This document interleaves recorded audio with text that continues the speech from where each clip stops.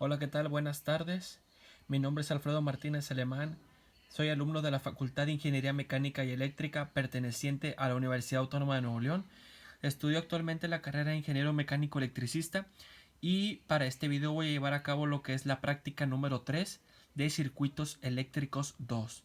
Muy bien, recordando que van a ser conexiones en serie, tomando en cuenta elementos resistivos, capacitivos e inductivos. Bueno, como podemos ver aquí en todo nuestro análisis analítico, por medio o más bien en el circuito resistivo, lo que se tomó en cuenta fue un foco, el cual su potencia era de 154 watts y su voltaje de 110, para poder así determinar su resistencia.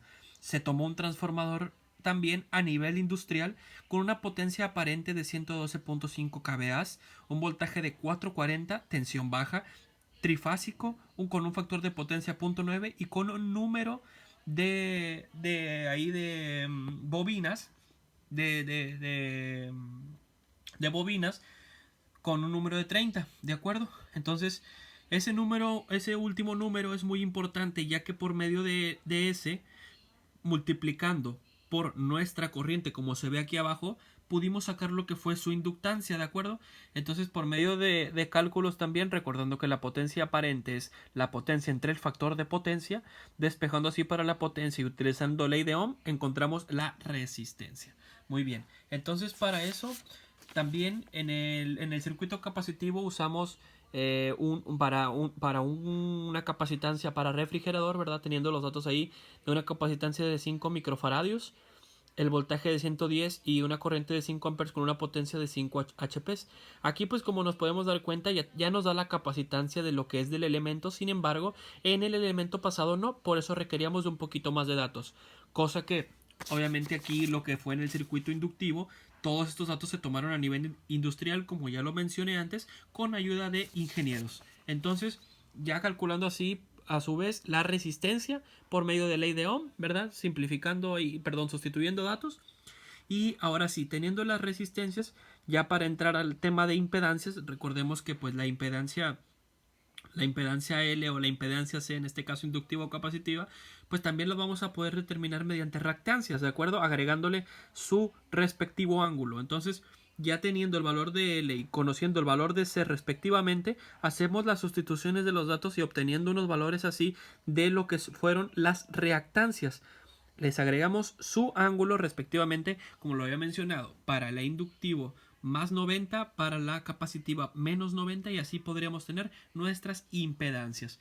Muy bien, ya teniendo todos los datos pasamos a lo que es el circuito R, teniendo las dos resistencias, o bueno, aquí utilicé lo que fue la misma resistencia para poder comprobar la ley de Ohm, que dice que en este caso en un circuito de malla cerrada, como tenemos ahí dos resistencias, pues obviamente van a tener por consiguiente la misma corriente por estar en serie y el mismo voltaje, es decir, el voltaje fuente partido en dos, ya que pues tienen la misma resistencia. Entonces pues como lo podemos ver aquí, la suma de ambas, recordemos que en serie todos los elementos van a tener distinto voltaje, pero aquí en este caso como son iguales pues se aplica ese de 110 entre 2.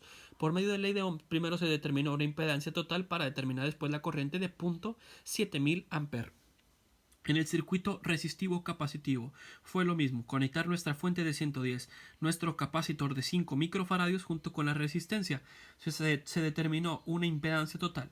Se determinó por medio también una corriente total teniendo el voltaje de 110 de alimentación, y después lo que hicimos fue determinar la corriente, en este caso el voltaje, la corriente ya la conocemos, como están en serie tienen el mismo, entonces determinamos el voltaje de cada elemento recordando el producto de I por R, o en este caso la corriente de cada impedancia por la impedancia o el valor de la impedancia. Y por último también pues en el circuito del RL, o conocido también como resistivo inductivo, ¿verdad? En este caso para la bobina, recordemos que pues tenemos una alimentación de 440 que es diferente a las de 110 que hemos estado tomando, conectado en serie la resistencia con la bobina de 6903.4 henrios, y haciendo los mismos cálculos que habíamos hecho ahorita, sacar una impedancia total, una corriente total y a su vez el voltaje total de cada elemento, ¿de acuerdo? Entonces una vez terminando eso pasamos a lo que es la simulación aquí del software, Vámonos primero a lo que es el circuito RR,